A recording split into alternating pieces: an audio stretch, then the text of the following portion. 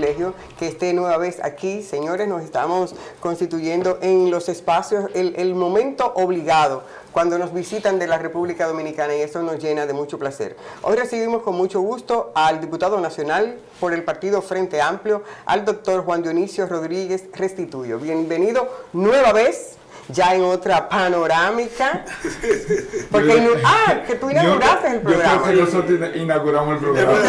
Verdaderamente. Sí, nosotros inauguramos que fue en febrero, ¿no? Sí. Empezaron. Wow, fue realmente un orgullo estar en el primer panelista. Ay, qué bueno. Creo que ustedes, quiero felicitarles formalmente porque ya ustedes son una referencia, no solamente aquí en Nueva York, sino en República Dominicana. Decirles que en Colombia me hablaron de ustedes cuando estaba observando las elecciones ahora, en el 19 de junio. Y, tú participaste como observador. Sí, estábamos como observador y allá hablamos de este programa. Sí, no, tuvimos participación de Colombia, tuvimos de Barranquilla. Tuvimos un representante de Barranquilla que estuvimos hablando justamente, valorando la jornada electoral. Gracias por traer ese mensaje. Traer ese mensaje es la recompensa más grande que uno puede tener como claro que bienvenido de nuevo. Gracias. Hablemos un poquito de cómo andan las actividades en el Congreso. Como muchas cosas, pero como poco, ¿no? Muchas cosas y poco se hace, ¿o no? Bueno, mira, ¿o es una apreciación muy personal? Uno de los temas que el Congreso tiene que empezar a valorar, yo te envié una encuesta, unos empresarios hicieron una encuesta en la República Dominicana, una encuesta de opinión, y valoraron las instituciones. Y resulta que las dos instituciones que tienen menor calificación o más baja calificaciones en la República Dominicana es el Congreso y luego los partidos políticos. ¡Ay, señor! Y entonces yo hacía la reflexión, yo presido un partido y soy congresista. ¡Ay, las dos! Entonces son las dos cosas. Entonces creo que nosotros tenemos que hacer una reflexión porque sin partido político que tienen carácter constitucional en la República Dominicana no hay democracia. Pero resulta que el Congreso de la República Dominicana, que es el órgano más plural que tiene la sociedad dominicana, porque solo en la Cámara de Diputados hay 13 partidos ahí con representación. En el Senado 6 partidos. Entonces, y ambas instituciones son el fundamento de la democracia. Algo están haciendo mal que la valoración de la sociedad le da esta calificación. Entonces tenemos que hacer una reflexión. O sea, tenemos que ser honestos y reflexionar qué mal está haciendo el Congreso y qué mal están haciendo los partidos políticos para que la opinión pública le dé esta calificación. Y yo llamo a los congresistas, llamo a los políticos de la República Dominicana, a los partidos, a hacer una reflexión en ese sentido, porque el fundamento de la democracia dominicana son los partidos. Nosotros tenemos 27 partidos, no hay forma de acceder al poder en la República Dominicana sino a través de los partidos.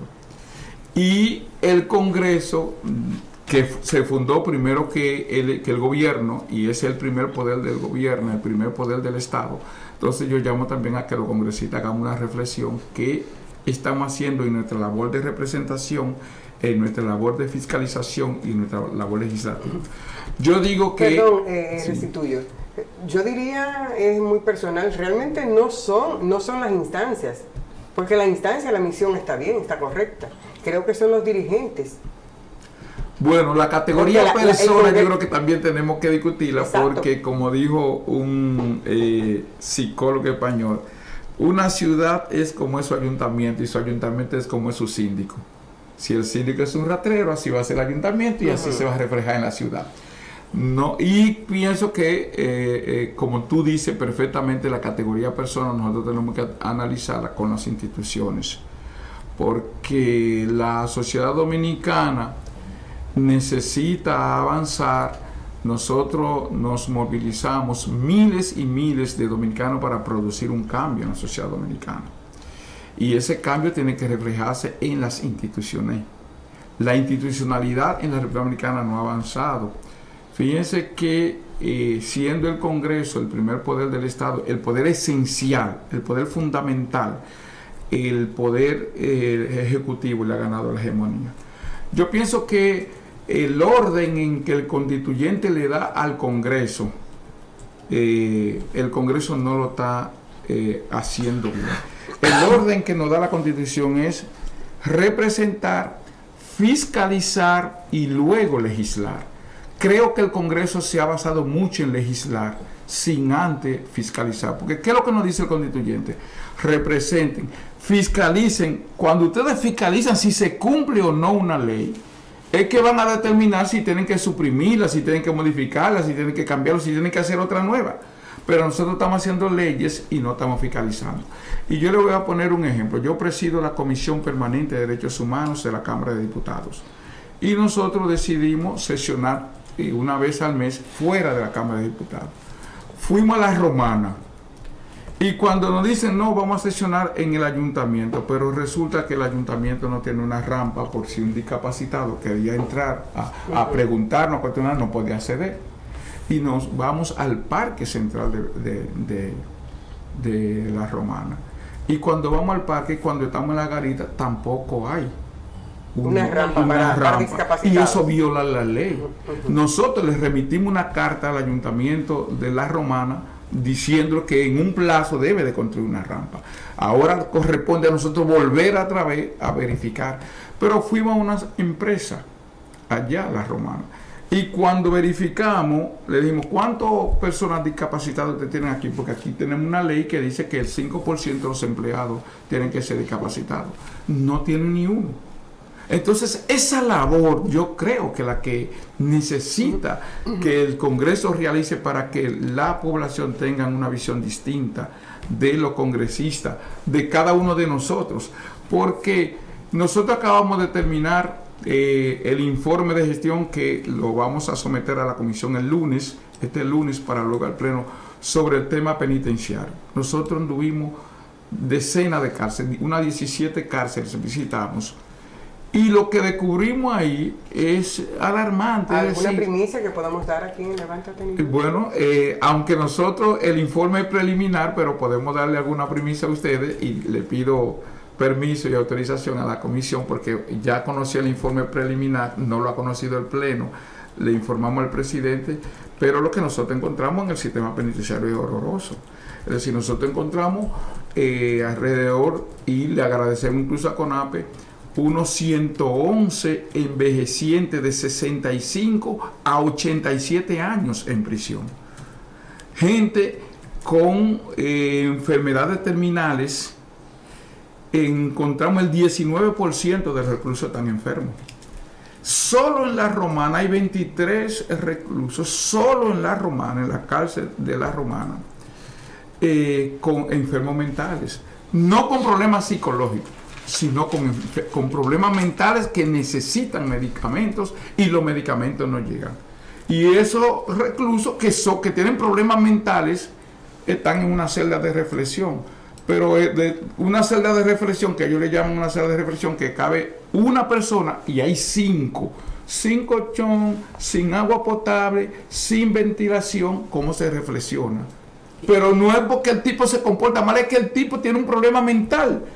El tipo no está en su hábitat, pero no tiene los medicamentos. Entonces, como vive peleando, enfrentándose con todo el mundo, entonces lo llevan a una celda de reflexión, pero no se entiende que el tipo tiene un problema mental. Y le buscan una solución médica a eso, ¿no? La cosa de reflexión es lo que antes llamábamos solitaria. Exactamente. Una solitaria, los presos lo llaman la plancha. La plancha. Porque que llaman. Sí, porque está así. Los presos le dicen la plancha, los reclusos llaman. Pero, por ejemplo, nosotros, nos dice un señor, yo estoy diabético, aquí me están matando, aquí me dan harina por la mañana, me dan harina en la noche y me dan arroz al mediodía. Entonces, es un plan para matarme. Porque no hay alimentación para los enfermos que requieren de una alimentación especial. Y la gente dice, pero es que están presos. Pero ellos tienen derecho a la dignidad porque la cárcel es una segunda oportunidad. Es decir, cometieron un hecho, van a la cárcel para que se socialicen, se reflexionen, ¿no? Podemos reeducarlo y después reintegrarlo a la sociedad. Pero allá no hay esa condición. ¿Y la reforma penitenciaria de qué tanto se habla, Dionisio? Allá no hay esas condiciones de rehabilitación. Ese es un el nuevo modelo, la reforma. Mira, el tema reforma policial, el tema penitenciario son temas, no son tan fáciles. Hay esfuerzo, pero nosotros hemos dicho que el tema de la reforma policial es que la policía tiene una conducta aprendida. Mucha gente me ha dicho que yo he sido muy cruel con la policía, pero que nosotros conocemos, porque nosotros tenemos el tema de los derechos humanos de más de 30 años. Es decir, nosotros conocemos la violencia de la policía, conocemos los negocios que se dan en la policía. Por ejemplo, cuando nosotros decimos que solo en los centros penitenciarios que actúa la policía tiene 9.000 reclusos. Nosotros hemos dicho que en La Victoria solamente se maneja 100 millones de pesos mensuales. En la cárcel, en la cárcel de Higüey. ¿Eso vendiendo qué? Drogas, armas. De todos. Cada preso en el recinto de La Victoria tiene un valor. Cada recluso, y hay 7.000, cada recluso. Cada recluso tiene que pagar por algo. Para poner un ejemplo, ahí me llama de aquí, un hermano tiene un recluso en La Victoria, le manda 4.000 pesos, pero el recluso no puede recibir esos 4.000 pesos. Ese recurso tiene que ir con un vale que se le depositó a una cuenta a otro interno que está en La Victoria, y entonces él va, mira, ya te recibí, te deposité tus 4.000 pesos, y entonces él te da 3.600. Wow. El otro recluso en La Victoria. Que es el que controla. Entonces, pero ahí hay un recluso que nosotros lo mismo que lava ropa y cobra, pero él tiene que pagar porque le permitan lavar ropa. Dionisio. Ay, señor. ¿Entiendes? Dionisio. Wow.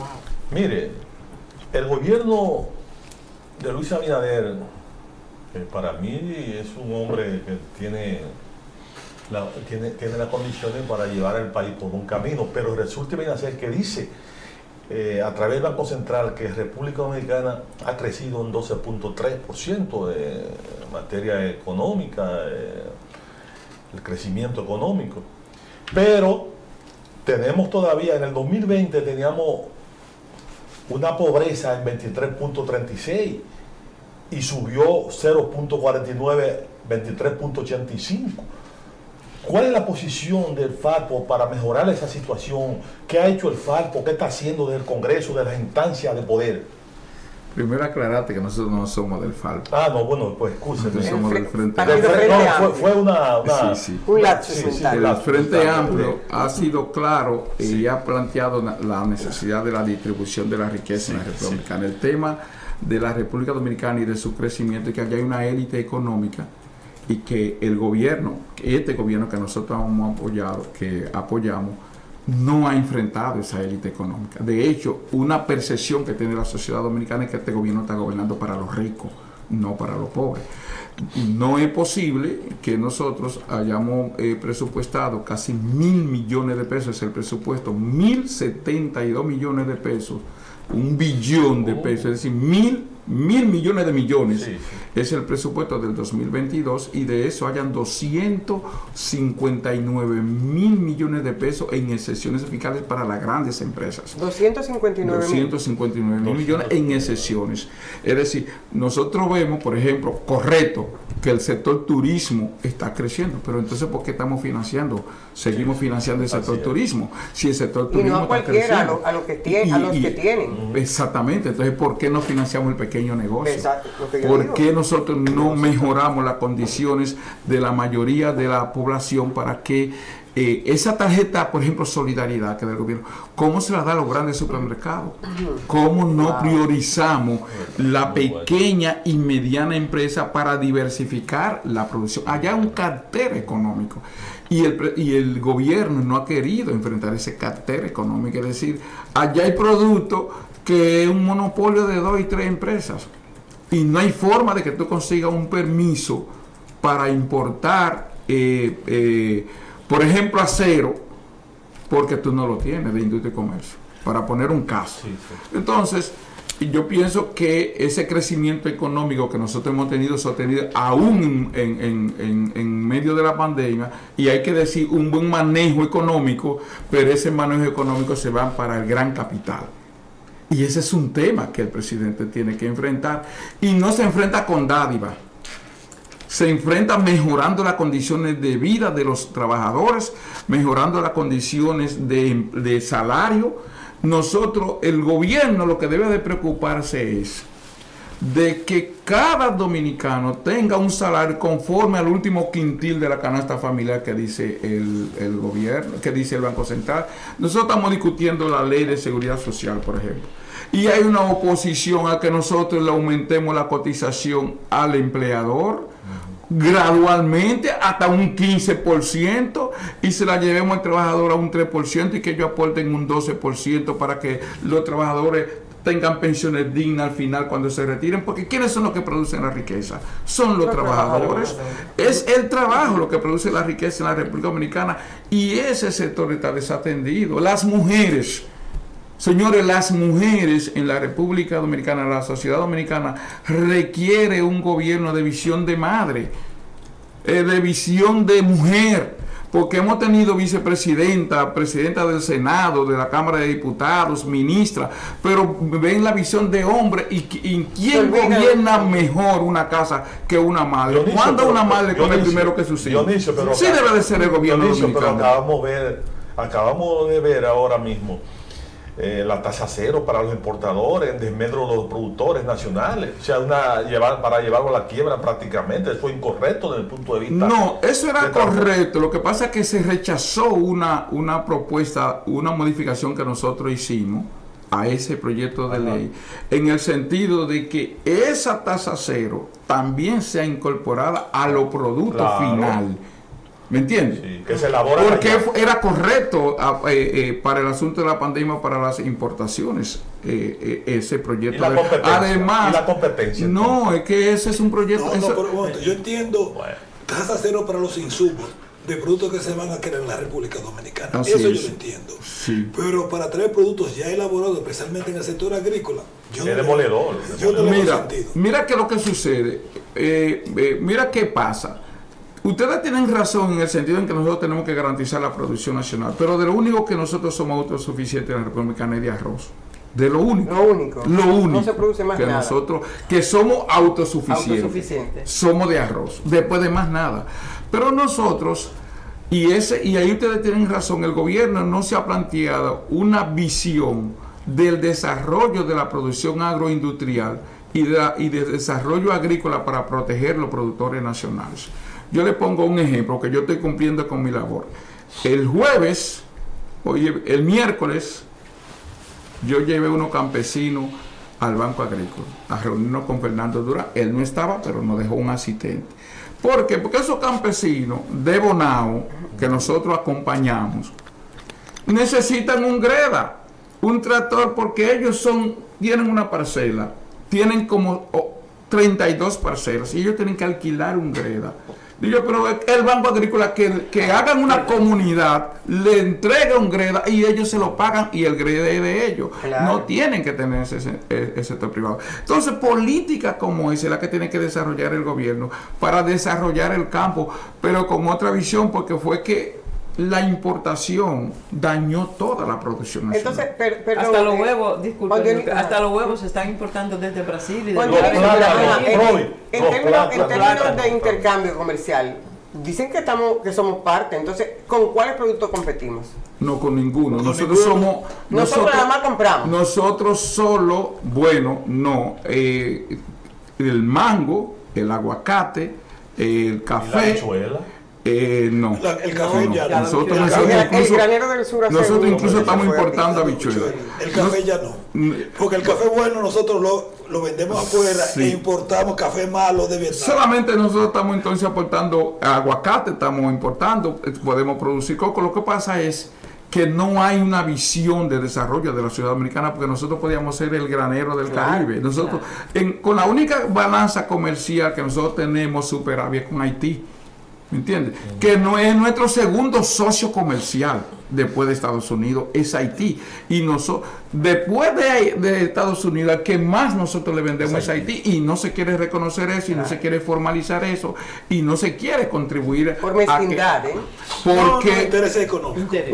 Bueno, no intereses económicos, no por mafias económicas. Por mafias económicas. Gracias por el término. Sí, es que el cartel que dirige la élite económica en la República Dominicana, que no son todos los empresarios, a la que este gobierno no ha querido enfrentar para resolver los problemas nacionales, es que permite cosas como esa. Pero perdón, entonces, Juan Dionisio, ¿ese cartel es nuevo? ¿Hay nuevos miembros? ¿O estuvieron siempre y que ahora están mejor posicionados? Mira, ese cartel es la misma élite económica que se inició con Pedro Santana y con Buenaventura Báez, que ha mantenido su fortaleza económica y es que ha decidido el destino de la República Dominicana. Solo que ahora están más fortalecidos. Ahora algo, bueno, fíjate quiénes son los que dirigen los cargos principales en el palacio, en el próximo. Son empresarios todos. Son empresarios. Y eso mira. Aquí a usted lo categorían de comunista. Pero usted llegó con un partido que enarbolaba la bandera de la popicracia. O sea, ¿cómo machea? ¿Cómo decimos nosotros aquí? ¿Cómo machea el pensamiento ideológico del Frente Amplio en una unión para llegar al gobierno con un partido como el PRM, dirigido por una persona que es el más conservador en términos neoliberales, en términos económicos, como Luis Abinader? ¿Cómo se llega a una unión entre Frente Amplio con una concepción completamente lo que llamaremos de izquierda, con un partido dirigido por una persona claramente ultraconservadora en términos económicos? Mira, ciertamente el presidente es un hombre conservador, aunque es un hombre honesto, es un tipo conservador. Ahora, lo que el Frente Amplio decidió era que había que salir del Partido de la Liberación Dominicana, que había montado una dictadura constitucional.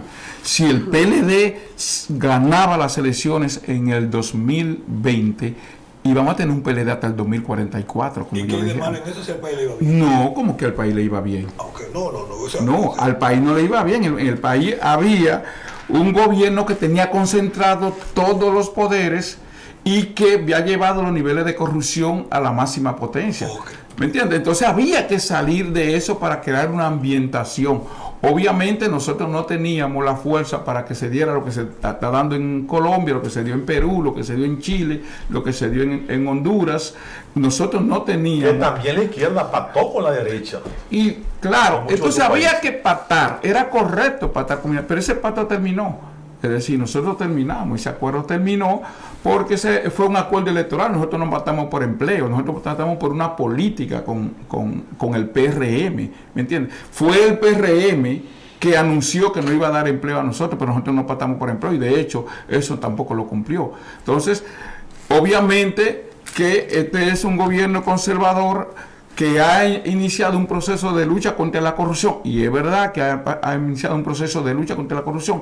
Eso todavía no se ha concretizado en los niveles. ¿Cómo? Explíqueme eso. ¿El gobierno fue que empezó el proceso de lucha contra la corrupción o el Ministerio Público? ¿Hay independencia? No, es que el Ministerio Público, lo que pasa es que cuando nosotros hablamos de independencia del Ministerio Público, el Ministerio Público es la política que tiene el gobierno dominicano en representación de la sociedad para perseguir los actos de corrupción. Eso es así y siempre ha sido así y en todos los países del mundo es así.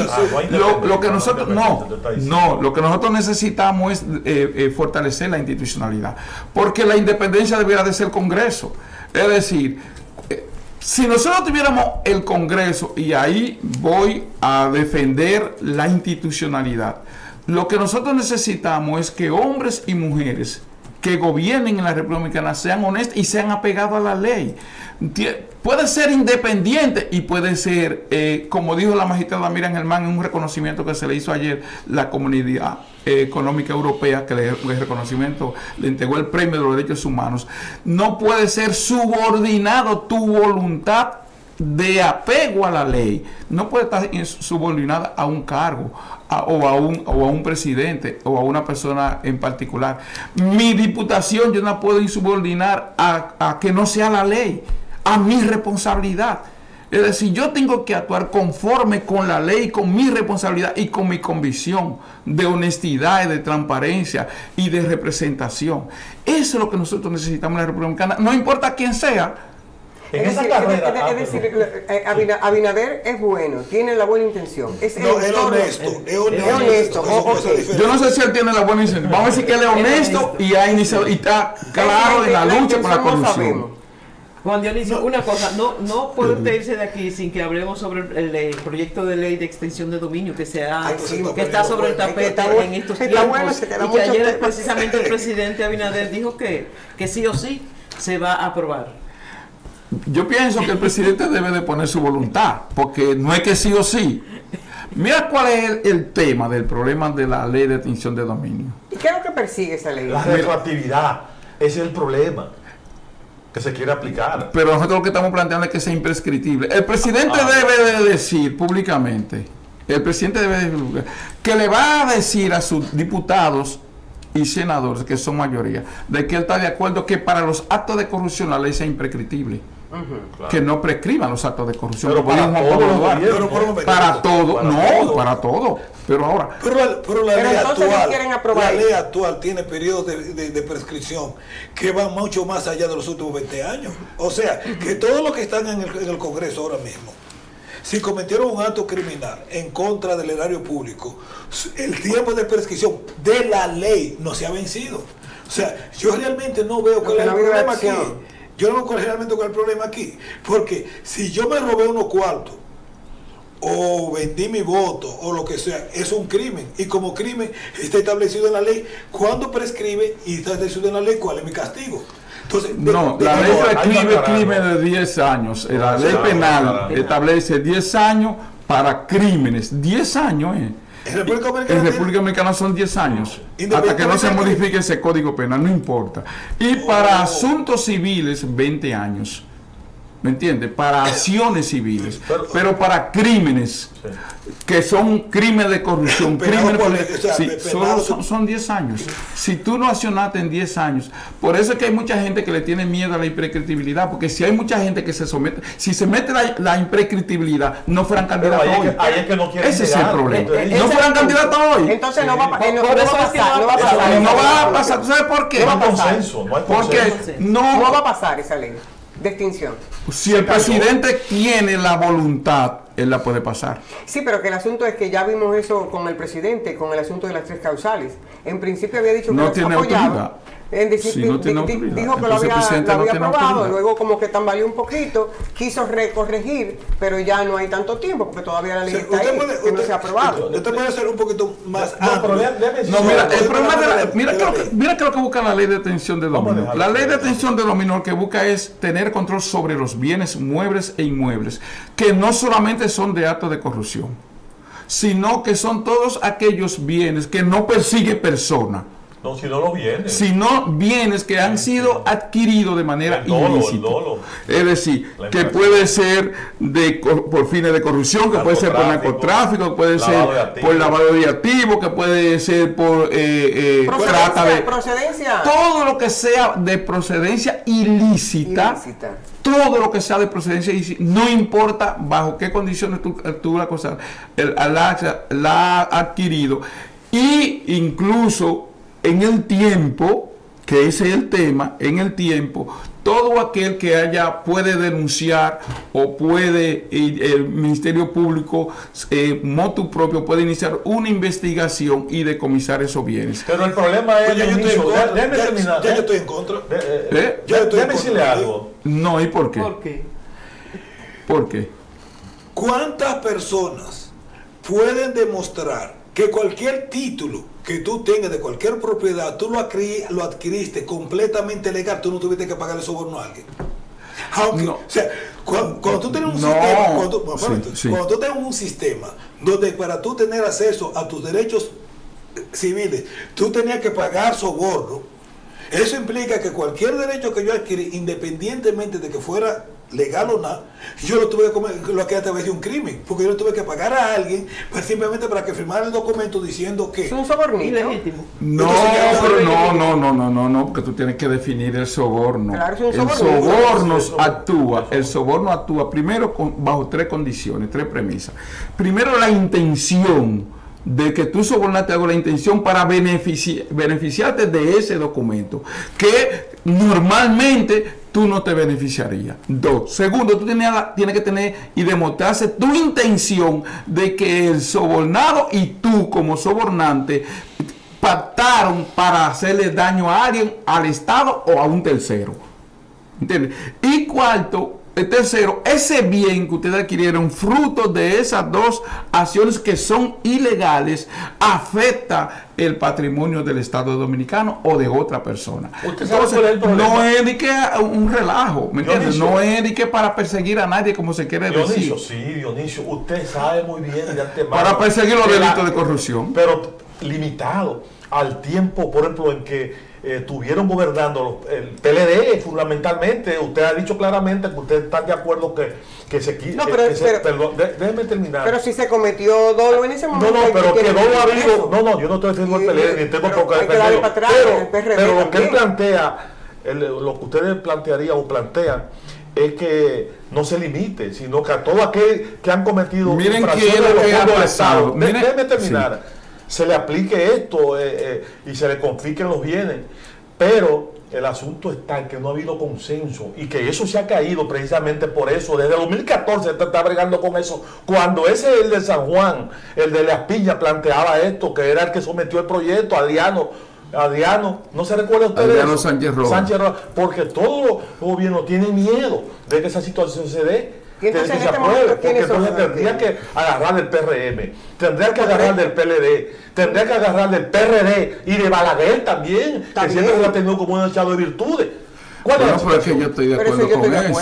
Porque mira cuál ha sido el problema de la República Dominicana, el tema de la impunidad. Trujillo aquí no mató a nadie. Trujillo aquí no mató a nadie. Balaguer no mató a nadie. En Sudamérica estamos jugando crímenes de 70 años, de 100 años. Entonces nosotros necesitamos ponerle un pare a la impunidad. Y tenemos que tener herramientas que nos permitan a nosotros la impunidad. Yo me sentiría feliz y realizado cuando yo vea este puente fruto del dinero que adquirimos de la corrupción. Este hospital lo hicimos con el dinero que le quitamos a un corrupto o a un narcotraficante. Esta calle la hicimos con el dinero que le quitamos a una persona que lo adquirió de manera ilegal. Entonces, porque si el propio Leonel Fernández dice que ¿cuándo era que él decía que se iba en el 2020, en el 96 que se perdían 100,000, ¿verdad? Y después dijo en el 2012 que él 205,000 millones para la reelección de Danilo Medina. Entonces nosotros tenemos que poner un pare al tema de la impunidad en la sociedad dominicana. Entonces en este momento, Juan Dionisio, podríamos decir ¿cuáles partidos se están oponiendo a que se apruebe esta ley, a que no pase esta ley de extinción? Bueno, mira, yo he visto que el PLD-1 tiene una posición más consecuente que el PLD-2. He escuchado a los voceros del PLD-2 o del otro PLD diciendo que ellos quieren que se ponga la elusión en la ley de extinción de dominio. Pero ¿qué es lo que es la elusión? ¿Qué es la elusión? La elusión son procedimientos que eso es muy difícil. Yo voy a poner, por ejemplo, un ejemplo. Ustedes han ido a la República Dominicana, ¿verdad? Sí. Ustedes cogen el peaje que va para el Cibao. Y entonces, yo podía decir que una ilusión porque antes del peaje yo me devuelvo en U, me meto por Pedro Brand, salgo por la otra calle y no pago el peaje. Eludir entonces. Pues eso es una ilusión de yo no pagar el peaje. Eso yo lo hice con una intención, lo hice así por no pagar el peaje. Según ellos, entonces a mí hay que quitarme el carro, si es de mi propiedad, porque yo hice esa ilusión. Para poner un caso sencillo, porque la ilusión son procesos, los procedimientos que tú utilizas para evitar pagar o beneficiar o perjudicar a alguien de un hecho. Pero esos procedimientos se pueden poner perfectamente con claridad en la ley, porque la ley no puede ser para dañar la seguridad jurídica. Se ha dicho, Dionisio, que lo que se quiere hacer es un traje a la medida, es decir, la ley no es para eso. Perdón, aprobar esto y ponerle en práctica la retroactividad. Y si se aplica la retroactividad, entonces no se puede limitar nada más a un solo partido. Perdón.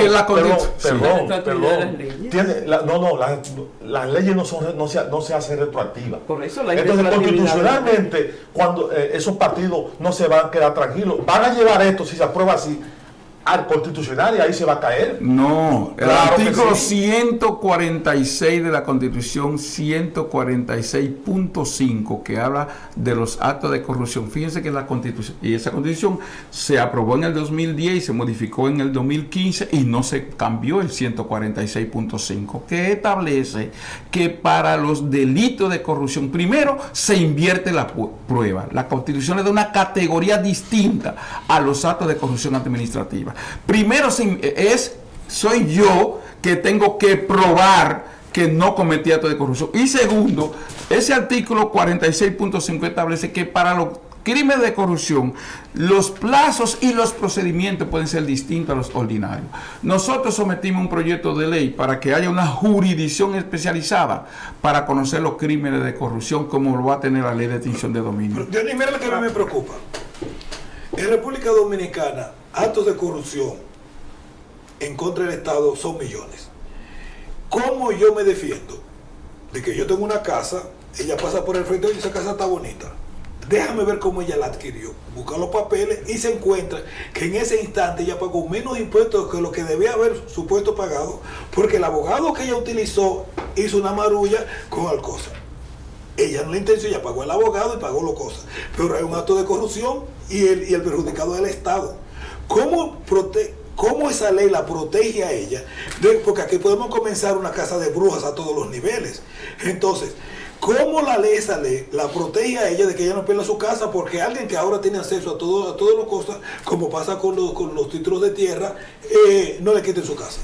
Bien, te voy a poner un ejemplo, porque eso es un tema interesante. Vamos a decir, la ley de corrupción, yo tengo una casa que es mía, y yo se la alquilé a un vecino, y ese vecino está ahí produciendo pornografía y trata de personas. Si yo voy a esa casa y veo eso, y de una u otra manera yo me entero de que eso está funcionando ahí, que es ilegal, ¿qué tú piensas? ¿Qué tú vas a pensar? La casa es mía y yo la tengo alquilada y yo voy con frecuente a comprar la renta, veo que ahí hay trata de personas, que ahí hay pornografía. De una u otra manera yo estoy consintiendo ese ilícito que está ahí. Pero si yo, que soy el propietario de la casa y en la casa que yo la tengo alquilada existe eso, yo lo que tengo que hacer es denunciar a la fiscalía y decir, mire, yo alquilé a esta persona. Lo que pasó con un diputado con el senador de Moca, que le alquiló a una casa a una persona, pero él no sabía eso. Porque los delitos tienen que tener una intencionalidad. Los delitos tienen que tener, primero, el carácter moral de la persona que comete el delito. Si tú no tienes intención, a ti no te pueden grabar. ¿Cómo yo demuestro eso? La intención, claro. ¿Cuánto te va a costar a ti? ¿Te cuesta a ti la casa más que la justicia? No necesariamente, porque hasta que no haya una sentencia definitiva, a ti no te van a decomisar. No. Lo que yo quisiera es que la ley, la discusión entre ustedes dos es cómo eso afecta políticamente a los corruptos de otros partidos. A mí eso no me importa. No, es que no hay corrupto de ningún otro partido, hay corrupto. Lo que yo me refiero es lo siguiente: usted acaba de decir que usted participó en un grupo político determinado para sacar a un gobierno altamente corrupto que estaba en el poder, donde la corrupción se derramó por todo el cuerpo nacional, y eso no fue lo del PLD de antes, donde para usted sacar una cédula tenía que cometer un crimen. Para usted reparar su carro tenía que cometer un crimen. Entonces, esa criminalidad ahora se puede utilizar, que yo no fue que la creé, pero yo no conseguía mi cédula si yo no gobernaba. No le tengamos miedo a eso, porque entonces nunca vamos a resolver ningún problema. Se quedan muchos temas de la nueva provincia, el proyecto de la tampoco no habló, me gustaría que usted y su partido oír la posición en relación a la carrera de préstamo que lleva a cabo el actual gobierno, más de 20.000 millones, cuando se oponían otrora a esa situación. Aunque Danilo Medina decía que el país todavía puede seguir, porque todavía tiene las condiciones para seguir obteniendo los préstamos. Entonces, ¿cuál es? Bueno, ¿Han votado ustedes en favor de los préstamos? ¿Han votado? Nosotros no hemos votado por préstamos, no estamos en desacuerdo con los préstamos porque el gobierno ha dicho que tiene un superávit, incluso que ha recogido casi 8.000 millones de pesos, entonces no necesita préstamos. Entonces nosotros no estamos votando por préstamos y estamos rechazando esta carrera de empréstito. Muchos temas se queda la creación de la nueva provincia y otros temas, señores, sobre todo también me hubiera gustado la reelección, hay muchos temas. El tema haitiano, bueno, pero vamos a agradecer la participación en esta mañana de Levántate New York, en este diálogo matutino del diputado nacional por el Partido Frente Amplio, el doctor Juan Dionisio Rodríguez Restituyo, el compromiso para que lo hagamos cuando vuelva, o será vía link, para que hablemos sobre estos temas que de verdad quedan pendientes y que son tan importantes para la comunidad que radica fuera de la República Dominicana, saber los últimos detalles en este sentido. Gracias a ustedes y además viernes levantándonos en Nueva York, eso es Así es. Señores, continuamos con el espacio Levántate New York. Les invito porque tenemos justamente Global Titulares desde la República Dominicana, también con el profesional de la comunicación, el periodista destacado Miguel Ángel Herrera. Vamos y volvemos.